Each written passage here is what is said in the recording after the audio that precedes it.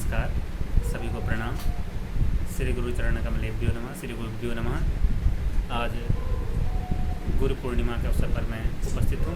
कुछ गुरु की महत्ता अपने द्वारा जितना हो सके उतना मैं आप सभी लोगों को बताऊंगा।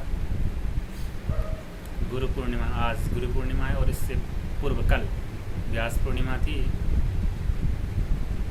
जो कि दोनों ही महत्वपूर्ण हैं। व्यास पूर्णिमा जो कि संत लोग इस गुरु पूर्णिमा को मानते हैं, और जो गृहस्थी लोग आज की जो गुरु पूर्णिमा है इसको लोग मानते हैं।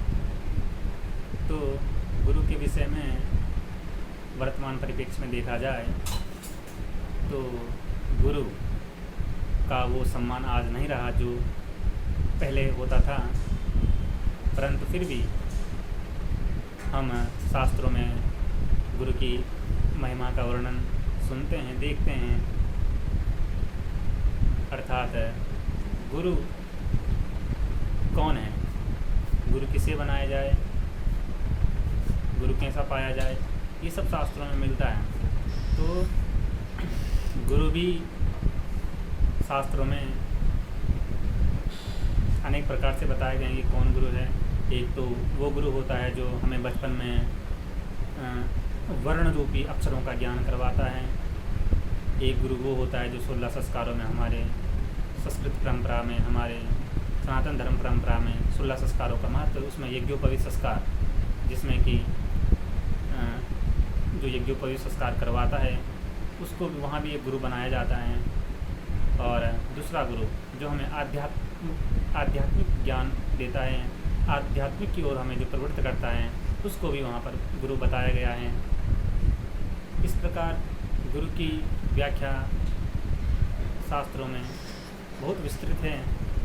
फिर भी हमारे शास्त्रों में गुरु को अनेक उपाधियों से अलंकृत किया गया है। इसी कहा गया है कि गुरुर्ब्रह्मा गुरुर्विष्णु गुरुर्देव महेश्वर गुरुर साक्षात् परब्रह्म तस्मै श्री गुरुवे नमः। अर्थात गुरु कौन है इसके बारे में बताया है कि गुरु ब्रह्म है, गुरुर ब्रह्मा गुरुर विष्णु, गुरु विष्णु का स्वरूप भी है, और गुरु साक्षात गुरु महेश का भी स्वरूप है, और गुरु साक्षात परमात्मा का स्वरूप भी है जो हमें परब्रह्म परमात्मा तक पहुंचाने का कार्य करता है। ऐसे गुरु को मैं प्रणाम करता हूँ। इस प्रकार गुरु की विशेषता बताई गई है। और साथ में ही तुलसीदास जी ने अपने रामचरितमानस में, जिसमें उन्होंने भगवान राम के रामचरितमानस में तुलसीदास जी ने भगवान राम के चरित्र का वर्णन काफ़ी माधुर्य तरीके से किया है। इसी में उन्होंने मंगलाचरण में गुरु को मध्यस्थ में रखा है। रामचरितमानस के मंगलाचरण जो कि 7 श्लोकों में विभक्त हैं, इसमें उन्होंने गुरु को मध्य में रख करके गुरु का वर्णन किया है। तो इससे पूर्व भी उन्होंने भगवान राम, भगवान शिव आदि देवताओं का ध्यान किया, परंतु मध्यस्थ में उन्होंने गुरु को रखना अभिष्ट समझा। तो आप समझ सकते हैं कि गुरु की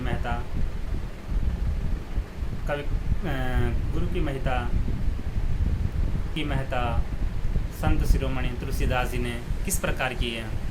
तो उन्होंने लिखा है, वंदे बोधमयं नित्यं गुरुं शंकररूपिणं यमाश्रितो हि वक्त्रोऽपि चंद्र सर्वत्र वंद्यते। अर्थात वह गुरु कौन है, तो बोलते हैं कि ज्ञानमय नित्य शंकर रूपी गुरु की मैं वंदना करता हूँ, जिसके आश्रित होने से टेढ़ा चंद्रमा भी सर्वत्र वंदित होता है। इस प्रकार उन्होंने गुरु की महिमा का वर्णन किया है, जो कि संत शिरोमणि हैं।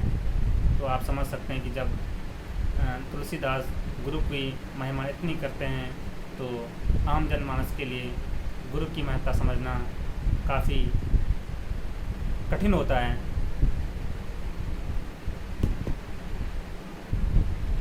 इसी क्रम में हमारे 6 दर्शनों में वेदांत दर्शन, जो कि वेदांत दर्शन का प्रकरण ग्रंथ वेदांत सार, जिसमें कि सदानंद योगेंद्र जी इसके लेखक हैं, उन्होंने गुरु की महिमा का वर्णन भी काफ़ी अच्छी तरीके से किया है।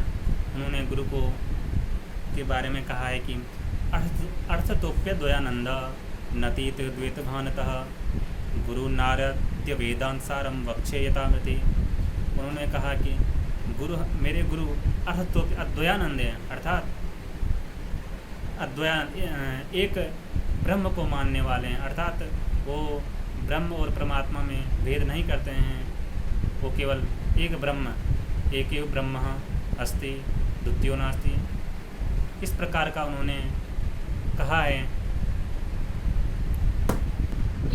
इसी क्रम में गुरु की महता संत कबीरदास, जिनको लोग सभी जानते हैं, इन्होंने भी गुरु की महिमा बहुत अच्छे तरीके से बताया गया है। उन्होंने गुरु के विषय में कहा है,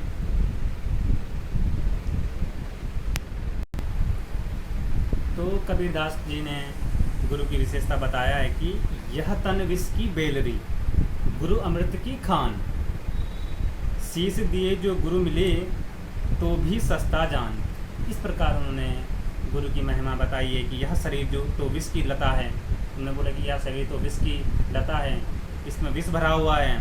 सद्गुरु अमृत की खान है, और सद्गुरु क्या है? अमृत की खान है। ठीक है, सिर देने पर भी यदि सच्चे सद्गुरु मिल जाएं तो क्या बात है भाई। इस प्रकार उन्होंने गुरु की महिमा का वर्णन किया है। एक पंक्ति उनकी दूसरी है, जो गुरु बसे बनारसी, शीस समुंदर तीर, एक पलक बिसरे नहीं, जो गुरु हो या शरीर। इस प्रकार गुरु की महत्ता उन्होंने की है कि यदि गुरु वाराणसी में निवास करें, क्योंकि यहाँ पे काशी के विषय में कहा जाता है, काशी मरणान मुक्ति, काशी गमन मात्रेण ना अन्नम भट्टे द्विजा। तो काशी के विषय माने मिलती है, कहावतें मिलती हैं। मैं गुरु परंपरा के विषय में उन्होंने बहुत अच्छा कहा है, क्योंकि काशी में अक्सर विद्या की खान, सर्व विद्या की राजधानी, जो कि यहाँ काशी हिंदू विश्वविद्यालय का कुल गीत है, सर्व विद्या की राजधानी। तो इस प्रकार का गीत वहाँ भी उन्होंने लिखा है, जो कुलपति हुए हैं, प्रथम कुलपति।